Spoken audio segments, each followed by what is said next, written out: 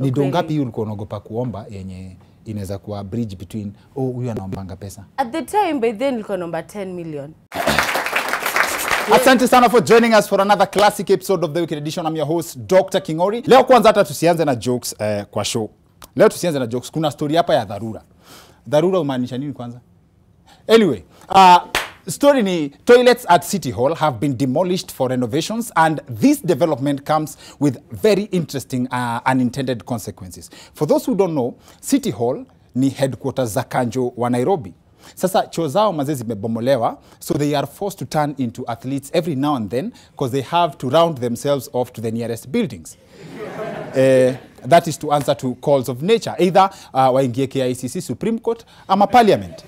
Now, one of the officers is quoted complaining that they have to run to GPO, which is like 100 meters away. Sijui walipimaje hiyo, but 100 meters, that's Omanyala stuff. So, basically, inamaanisha we have champions at City Hall. Now, when you read that story, what comes to mind first ni how nature is dealing na wase wa Kanjo. Like moving around kwa ofisi, choosing victims randomly. Unataka ukimbizo sahi? And but then we've used that bite ya hiyo video ya Simbarati mara mingi sana, but this has to be the most interesting context, especially. Think about it. Kwa ofisi ya Kanjo, vile sasa choo zimebomolewa, msi wa Kanjo amechill tu vizuri, anachagua avocado yenye wamenyang'anya huka sa kule nayo mkate kabla haijaharibika, alafu anasikia large intestines. I can decide ukimbizwe sasa. Unataka? Utakimbizwa. Now the fun part for me is, if that's the situation at City Hall, think about maze, a random hooker minding his or her own business, alafu anaona msi wa Kanjo anakuja mbio, alafu yeye pia anatoka mbio. Alafu unapata msi wa Kanjo hata anaja na wewe, haja yake ni yake. Maze. That's awkward. Si ungesema ni kukazwa umekazwa. Sasa nimeenda na chejia wenyewe. But anyway, ni sawa tuache ajue life has no balance. Now false alarm inafanya utoke mbio maze, unaenda kusimamia huko Cabanas. Alafu huko GPO mahali wanaenda mbio, kuna Huduma Center. Unaweza kosa kuchukua NHIF, unafikiria line ni mrefu, kumbe ni watu wa City Hall wamekuja kudrop matunda. Wamenyang'anya mahawkers. Now not to encourage tabia mbaya, but I feel like this incident itafanya Kanjo kuwe more understanding to ile warning ya usikojoe hapa. Now it's interesting, I don't know whether this is a coincidence, that it comes right like barely a week after Governor Sakaja aliwabaia magari mpya. Hata hawezi endeshea kwao. Now anyway, in other news, Mercy Kyallo, the lady we recently celebrated for representing Kenya on the world map, because alikuwa chef wa Arsenal. Maze, she has quit. Amesare your job, maze. And without even going into the details, I understand where she's coming from. Any woman who cooks for you will leave when you bring nothing to the table. Maze. It's even worse as a chef. Kila time unataka kuserve maze, unapata hawa watu wana vikombe. Na then Mercy's quitting is also a very strong statement that no woman wants to be the second. Elsewhere, our Deputy President, Rigathi Gachagua, aka Rigi G, this week said that quitting alcohol is why he is where he is. Ati angekuwa mlevi, he would not even have made it to the position of Deputy President. Personally, I must admit, I used to drink a lot before I got saved.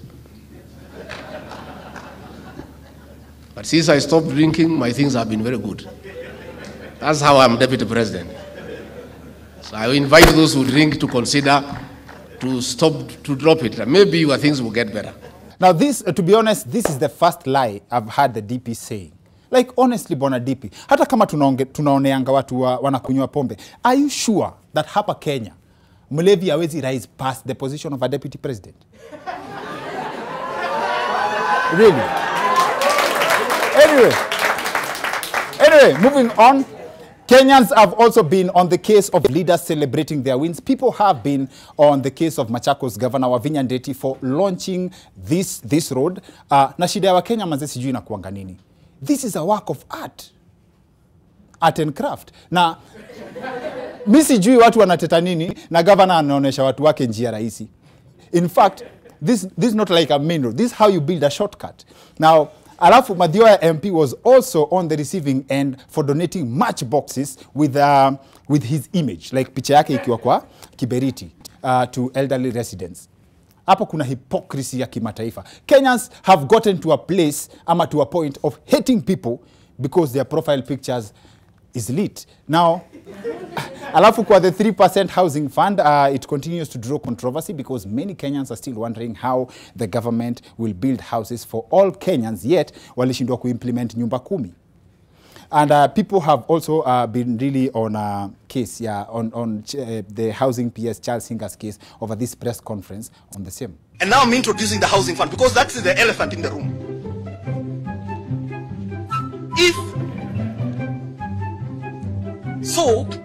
Now, let me just make a guess.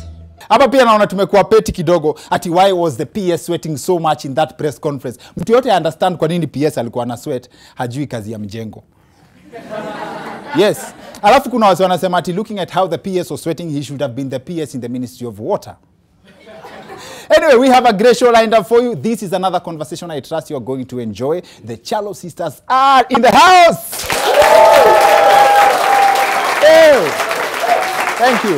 The Kyallo sisters will be sharing with us their first-hand experience in the business world, ama business circles. Alafu, you will be the judge. We have so much of that and more on the other end of this short commercial break. See you in a bit. Manze, welcome back to the Weekend Edition. I'm your host, Dr. Kingori. Leo tuko na Betty Kyallo na Mercy Kyallo in the house. Asante sana. Niko sure tapiga nao story mob sana, but najua interest yetu sisi wote pia iko pale kwa business. But before tuingie kwa business, karibuni sana kwa show. Thank you so much. So nice to meet you finally. Yes. Thank you. Atujai meet, by the way. Manzi atujai meet. I know. Na tumepanga for long. I know. By the way, tumetafutana for long. Tumepanga for long. It Finally tuko hapa. I know. Ona vile Mercy anakaa mpole mazeti. Aliniambia story fulani ya ati you guys hated to share a room growing up because tulipiga naye story tulienda huko nyuma kidogo. Akasema one day ulirarua sport shoes zake cause you didn't like that ako na hizo sport shoes. So I was like, oh, so before Betty surely yani hata ili traumatize. Even though mnaanza show. No, I was curious. It was interesting kujua before Betty you were Petty Kyallo. Right?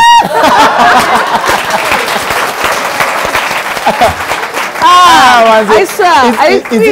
Is it an isolated incident? Roasted. No, because nilikuja late than Mercy no kujua secrets zangu mingi. Hiyo si fair. No, unajua I was very very curious about relationship yenu. Mkigrow juu tunajua si wanafuatana hawapendanangi. Mlianza kupendana nangi Mercy. Yani ni ile unajua tulikuwa yani Betty hanipendi.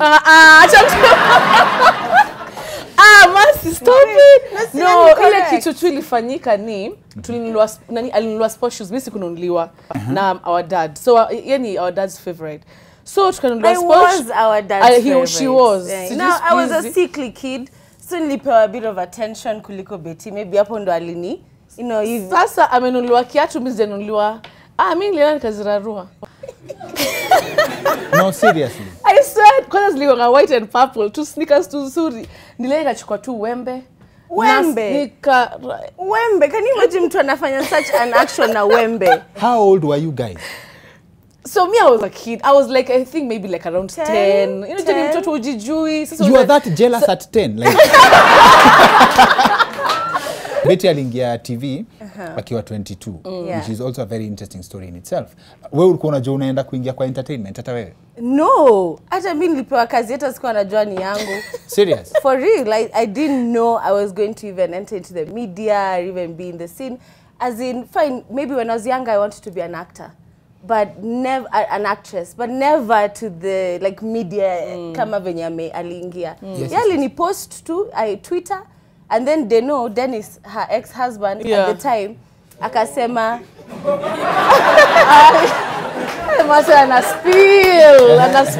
akaandika, they look so alike, I can't tell them apart.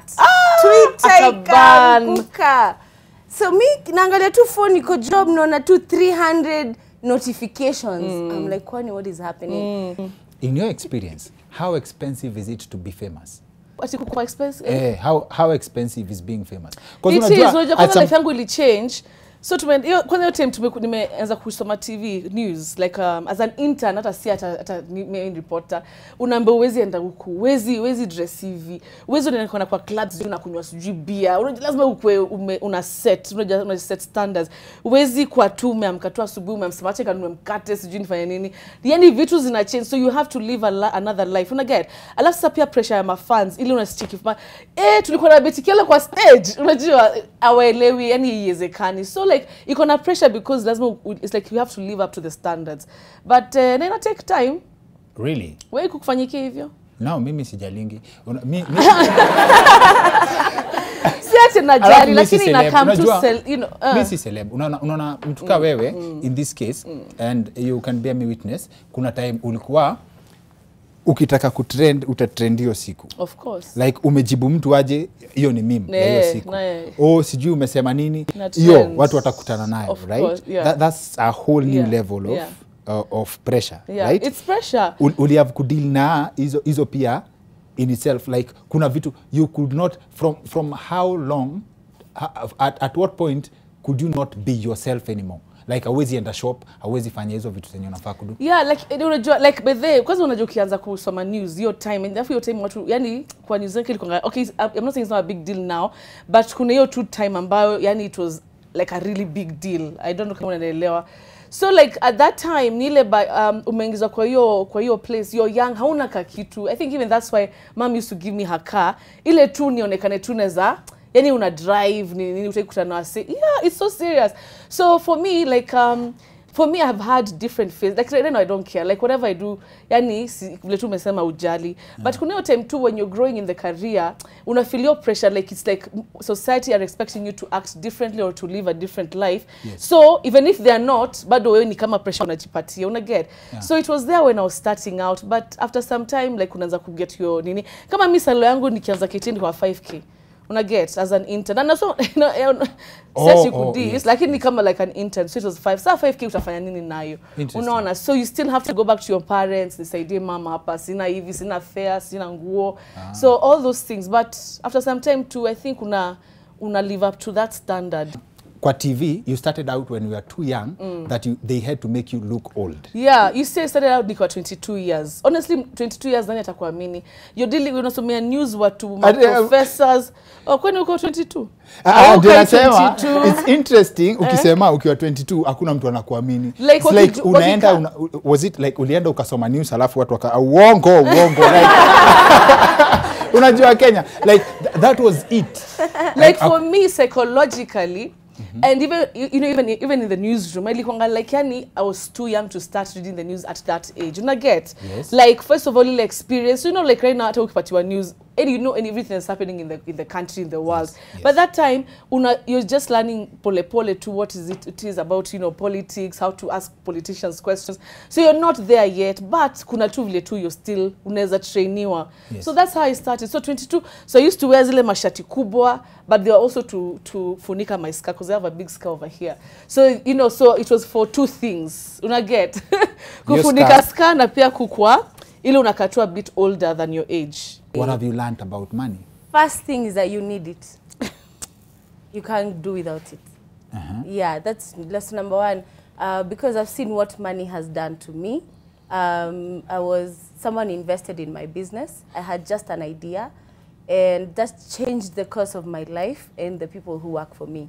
So first things first, I've learned that you need money. Somebody invested in your business? Yes, someone in this country? In this country. What does it take to convince someone to invest in your business? You know, that actually I feel like that was divinely brought to me because I had tried previously before. You meet these people called quote-unquote investors. You go easy meetings, youth, yakupata do, grants and stuff like that. Even you chase the government, mpatiwe grant as a group. Those processes are so hard, especially for young people. So I had been through all those processes.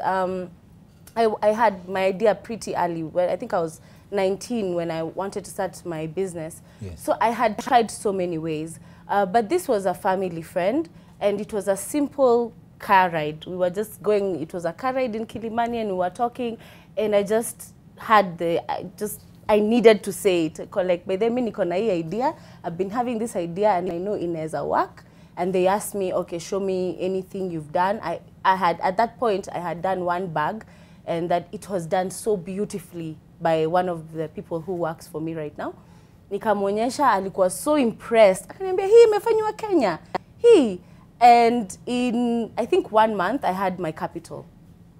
So it is this moment that you decided to share with this person after trying to get funding from different sources that was a turning point for you. Yeah, unajua venye unamita ma rich uncles. Yes. Unajua rich uncle tu, maybe mnajuanga kona do nini. Then uko like, wacha tu niji, let me try my luck. So I just tried my luck, and luckily he understood what I was saying. Nah, you know. Not in a bad way. So moral of the story, keep begging. no, I think that's a bad way to put it. Like sema, keep knocking on doors. Lazima, kama ni entrepreneur koko nje, you know your one key thing is to sell yourself. Either you're selling your products or you're selling yourself. You have to keep knocking doors. Every other door, it could be the door that opens everything. Nakumbuka by then nilikuwa na stress, nilikuwa nataka kuanza biz, nilikuwa nishaanza na salo yangu lakini haikuwa inaweza kusustainika. So I really needed the money injection. That day nilikuwa nimeona TED Talk, ilikuwa imeongea juu ya fear. And this lady was just asking, like, what do you really fear? Sometimes fears are bigger in our heads and in our minds than the actual thing that could happen. So I just got rid of my fear na nikauliza, na sikuwa nataka kuchoma. Unajua vitu zingine unaweza uliza uchome familia yote ijue wewe unaichanga do. But as an entrepreneur haufai kuwa naibu. Ni do ngapi ulikuwa unaogopa kuomba yenye inaweza kuwa bridge between huyu anaombanga pesa? At the time, by then nilikuwa naomba 10 million.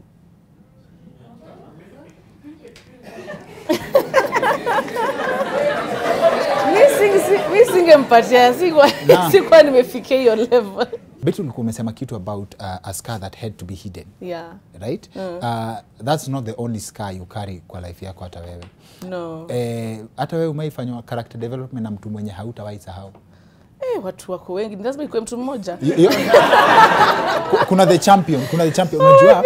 Of course, by the one thing I respect about you is how open you are about your life. And that approach is very interesting. Yeah, aufichangi watu like sawa mnataka hiyo basi ndio hiyo.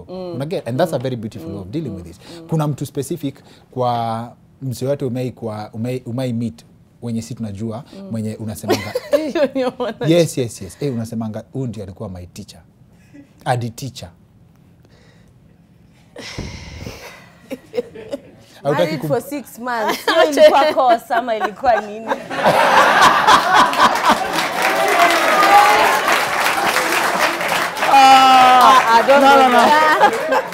No, sikuwa nataka ku bring up his story. No. But imagine, I think all of us tumepitia to the same things. So wezi semati ni mtu mmoja amekuteach something one thing. Because I feel like everybody who we date, hata wewe I'm sure you date people. Ama you married. Umewezana? Good question, but you see the thing is, si lazima ikuwa mtu mmoja amekufundisha kitu. Hata mimi nimefundishana by the way in Nairobi, nimefundishana by the watu huko na safari. Yes. Lakini so I think it's different people wanakufundisha different things. So hizi kwa tu mtu mmoja.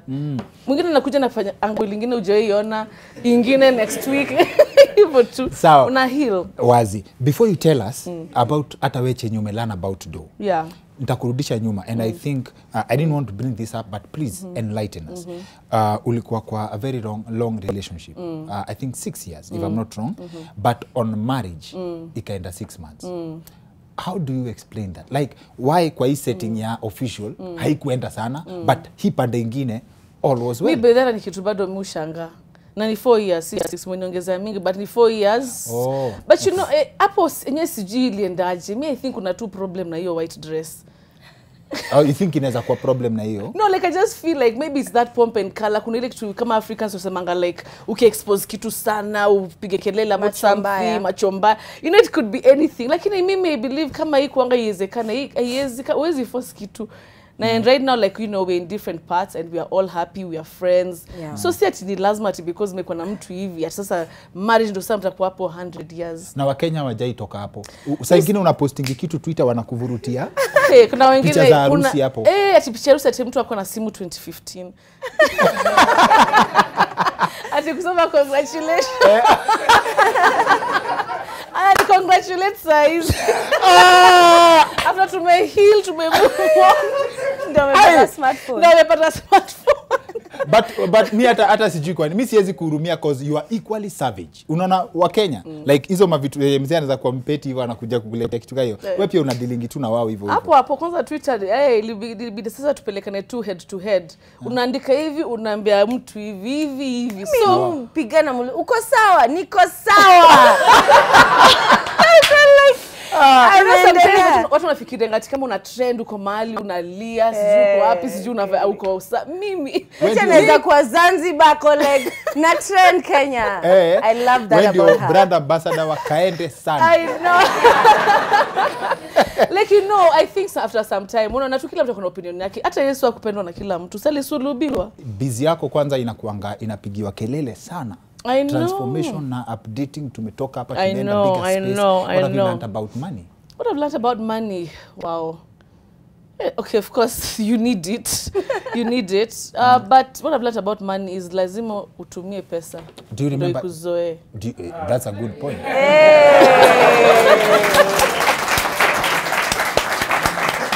Yeah. Pesa ilikuzoea at some point. Ilinizoea because I'm not mimi by then nikipata do size by the start what like sasa niende bank niweke nini mimi I'll actually just if there's a need, if there's something I've always wanted to buy for myself, me I buy. Now the more inatoka, the more inarudi. Like me I believe chop that money, you know, because ukieka it's like yani ni kama unafunga blessing, but ukitumia inakuzoea. Na inakuzoeanga by the way. Umetuanzia story na at some point you didn't even have transport ya kwenda job. Yeah. Your mom had to come through. Of course. Ya kukusort gari yake. Do you remember your transition? Yeah. Hey, by the way niko na pesa sasa, by the way money is here. Yeah. Did you feel money coming? So you feel it coming, alafu una make another decision. So now when I was at home, you know me, I was doing at home even when I was at KTN. Sikutoka ati nyumbani haraka, nilikaka home. So you see that period after you've transitioned from an intern, unaanza kupatiwa some money, I think 50. Unaona like una live home, bado unaambia mom nini salary ni ile 5K, anaendelea kukusaidia. Anaendelea kukusaidia, alafu unaendelea huko mbele sasa kama una saves, then uko na do unaweza nunua manguo, vitu kidogo. Yes. Nikahama. So like it's a transition. Alafu also as I progress in KTN, like my career and everything, of course paycheck inainuka kidogo hivyo. So tukaanza kusalimiana sana. Na msalimia Gen Z. Gloria. But then angekuwa hapa ni Blacko shule. And mom takes school very serious. Tuliambiwa. Maze, it's sad that we have to end this. I hope we've asked all the questions that ziko kwa mind yenu. Nimeuliza swali zenu zote, si ndio? Wapi makofi yao? Maze, asanteni sana for making time for us. All the best on Kyallo culture. Ni Kyallo culture wadau. So naanza kusema culture. Ni Kyallo culture. Before I go, I have to say that you're one of the most intelligent interviewers we have in Kenya. Yeah, that's so we were so glad. For sure.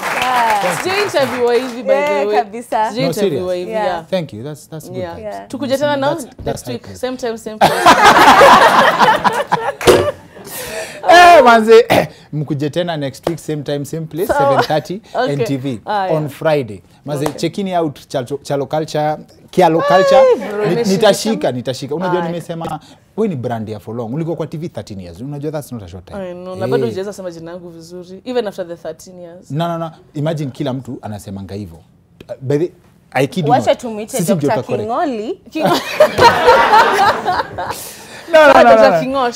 Sawa. So unajua tumeisema for long sana na this is the first time I have been corrected on how it's supposed to be pronounced. I watched your video ukisema Kyallo nikafikiria hata umekosea. Nikafikiria wewe ndio umesema vibaya. Johnny, thank you for being patient with us. Johnny ni director wetu. Otherwise, that's it for the weekend edition. See you next week. My name is Dr. Kingori.